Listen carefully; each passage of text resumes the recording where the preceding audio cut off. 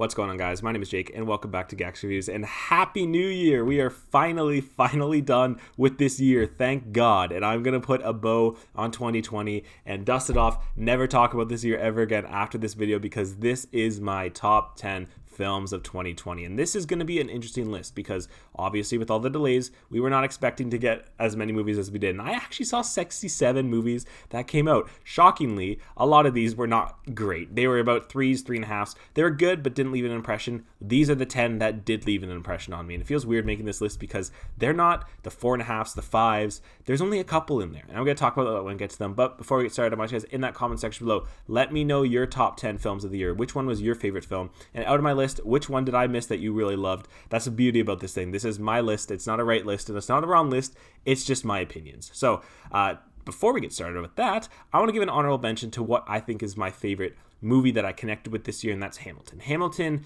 is a film that is so different from everything else because it's a stage recording of a Broadway hit, Hamilton, and I've never actually seen Hamilton before this year. So seeing it for my first time inside in a year where it felt so weird because we couldn't go out and see plays, we couldn't go out and see Broadway, it was just brought such an escapism feel to me, and I understood the hype after I saw it. It's a beautiful story. The songs are engaging and wonderful, and I've listened to the soundtrack almost every single day since then. And as someone who was kind of a doubter of Hamilton beforehand, this ended up being one of my favorite watches of the year. And now I know it's technically not categorized as a film, so that's why it's not included in my top 10 of the actual movies, but that is my film that I enjoyed the most this year. Now let's get started with the top 10 movies. Coming in at number 10 is Da 5 Bloods, and I've talked about this thing extensively on this channel. I have a couple videos now talking about it in my review. It was in my top 5 of the year so far, and it's all the way down at my number 10 still, so it's still on my list. I still think this is a really great movie. I think Spike Lee is just such an engaging director, and I love the way that he's able to tell this story in a way that not a lot of people tell the Vietnam War. Not a lot of people focus on the aspects that Spike Lee did,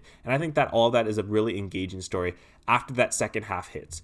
I think after that we get some really great character developments. I love how Spike Lee doesn't use CGI to tell to put the Bloods back in the past. It's just themselves, and that helps to add the fact that they've never actually physically and mentally escaped the war.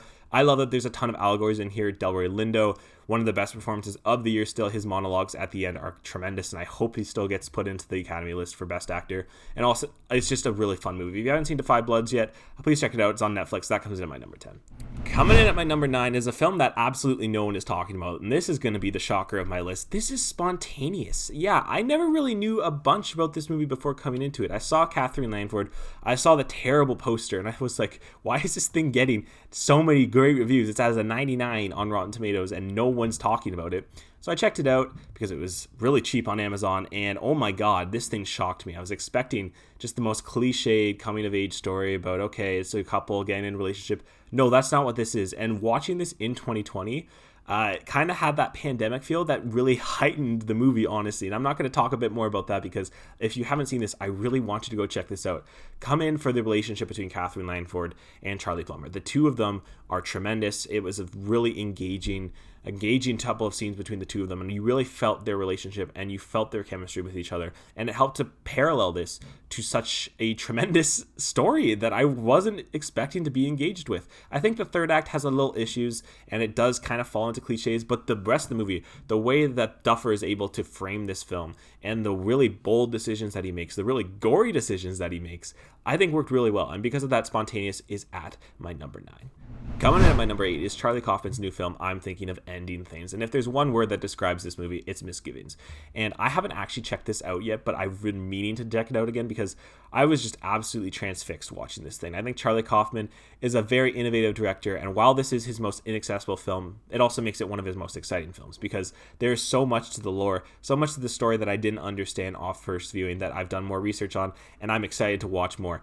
Jesse Plemons and Jessie Buckley, two of the best working underrated actor and actresses, put on a show performance. I think that they're going to unfortunately be snubbed at the Oscars, which is such a shame, but I think Charlie Kaufman is just able to create such a fascinating world, such a secluded world that is so interesting and so fascinating to explore that I can't wait to check this one back out again. This comes in at my number 8.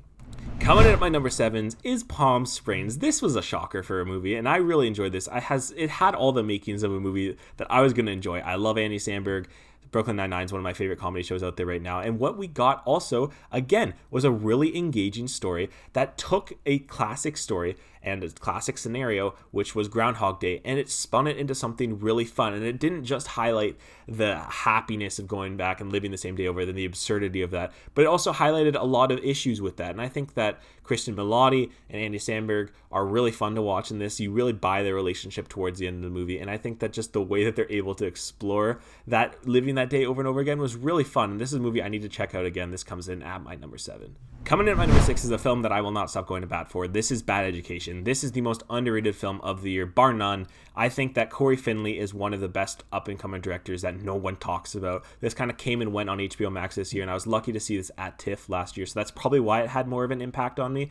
But I thought this was such an absolute surprise and an absolute treat. Hugh Jackman, this guy's going to get no nominations, nothing. And it's an absolute travesty because I think he's actually genuinely one of the most charming and menacing characters I've seen this year. And just the way that they're able to tell a true crime story of something so secluded. And the screenwriter actually went to the high school that this happened. So you can tell how much this story meant to him, and kind of just telling how much of an impact such a trusted man in the community has because of his ability to keep people's trust and seem like people love him and just break that trust. It was so fun and to watch and so fascinating. And again, no one has talked about this movie this year, and I think that this is such a shame because I think Bad Education is one of the best films this year. This comes in at my number 6. Coming in at my number 5 was actually my number 1 halfway through the year. This is The Invisible Man. And again, I love Leigh Whannell. I think Leigh Whannell is such a good director. And from Upgrade to this, he's able to prove that he is able to make some really fun and engaging stories. And he kind of takes some elements of Upgrade and transcends it onto a horror. And this is not a straight horror. It blends that science fiction and horror, which I'm really a big fan of. I think Elizabeth Moss is great in this thing. There's some really unexpected scenes, and while it does kind of follow some cliches towards the end, I think that it does a really good job of framing the invisible space, moving from invisible, like, is there someone there, is there not someone there, and seeing the emotional reaction on Elizabeth Moss's face is tremendous. And I think that this is honestly a film, if you don't like horror, this is a good stepping stone because it's that in-between of thriller and horror. There's some really fun scenes in here. I think that everyone needs to check this one out. This comes in at my number 5. Coming in at my number 4 is Sound of Metal. And going and seeing all the trailers, I kind of expected this to be Whiplash 2.0. That's not what we got here. Instead, we got a really raw, gentle, and really real story about this man who is becoming deaf and him trying to adapt to that. And the scenes that got to me the most were the scenes of him trying to embrace this community and them accepting him and learning more of this. And this felt like an educational movie more than anything that handled everything so well and put a good light on everything. And I just loved seeing this thing happen. Riz Ahmed was so great in this thing, and he had a lot of emotional scenes, that emotional tolls, not just him speaking, but his emotional faces and his signing. All of that hit me so well, and that final 20 minutes is such an impactful and powerful punch that it honestly left one of the most impressions on me of the year. And I think Sound of Metal is a tremendous accomplishment, not just for what it does with sound mixing, but everything else in between. Olivia Cooke is still one of the most underrated actresses of the year. Catch my theme this year. Sound of Metal comes in at number 4. Coming in at number 3 is The Trial of Chicago 7. Again, I love crime stories. I think that this puts an emphasis on such an interesting and fascinating crime story that I actually didn't know about going into this. So learning about all this, seeing the stories, how brutal the judge was at all this, how just ridiculous and overall this trial was so fun to watch. Aaron Sorkin has that snappy and witty ready that you're expecting. All the cast is so well here. Sacha Baron Cohen steals the show in this movie, and I think Aaron Sorkin, this is a step up from Molly's Game, and he does a bit more direction style. I still think he's not fully the best director as he is a screenwriter. He's one of the best screenwriters in the world. So this does a really good emphasis on focusing on such a ridiculous story that I think everyone needs to watch. It's a very cathartic movie for this year, and I think it's a very powerful and hopeful message. And I think that this is a tremendous film. The Trial of Chicago 7 comes in at my number 3. All right, coming in at my number 2 is, everyone is going to either love me or hate me for this one. This is Tenet. And I have defended this movie all year long because I actually saw this movie twice in 24 hours. I was lucky enough that the cases were low at the time that I was able to go check this out and fully digest it, because nothing left me as floored as Tenet did my first viewing, going, what the hell did I just watch? I think that this is a film that very much requires multiple viewings, and Christopher Nolan is very much like that with his films.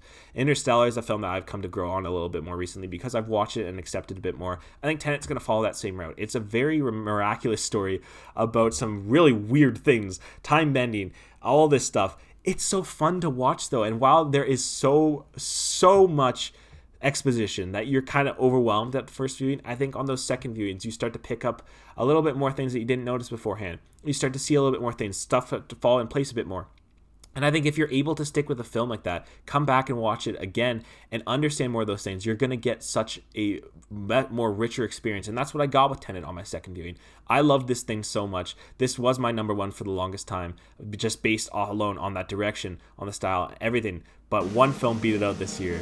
And that, for my number one film, is Soul. And I just talked about this recently on my channel. I think that no film emotionally has hit me as much as Soul did, because it tackles a very real subject matter that's so devastating to talk about and so scary to talk about, and that is life and death. And we've seen this in other shows tackle it.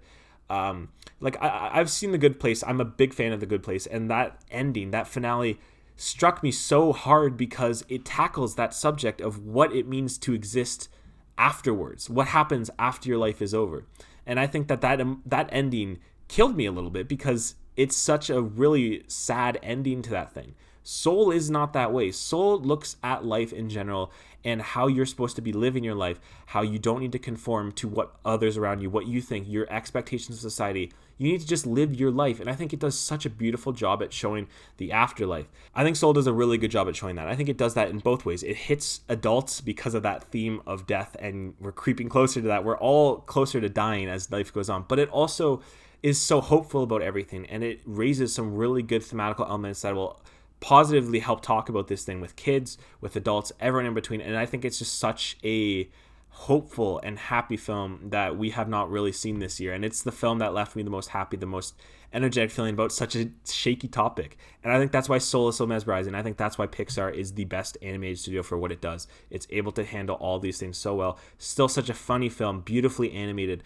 tremendous score. All these things is why Soul is at my number one. And that's my list. That is my top 10 films of the year. I kind of want to just talk a little bit afterwards about just how much of an impact my channel has had on me this year. I think that the pandemic was such a scary thing, an uncertain time, that this channel has kind of allowed me to escape that and to kind of try to mend a mistake from my past, that I used to have a YouTube channel, I gave up on it, and now I'm kind of just trying to do a second chance at it. And I think that talking about something that I love so much about movies has given me that escape, and just meeting some of you guys on here, some of my fan base, the small fan base that I have. I'm at 163 subscribers, but I get some active people on my channel. I really appreciate that. I appreciate all you guys watching this, and really you guys have helped me to make my 2020 a lot better. So here's hoping that 2021 will be a lot better than the crap year that we just had.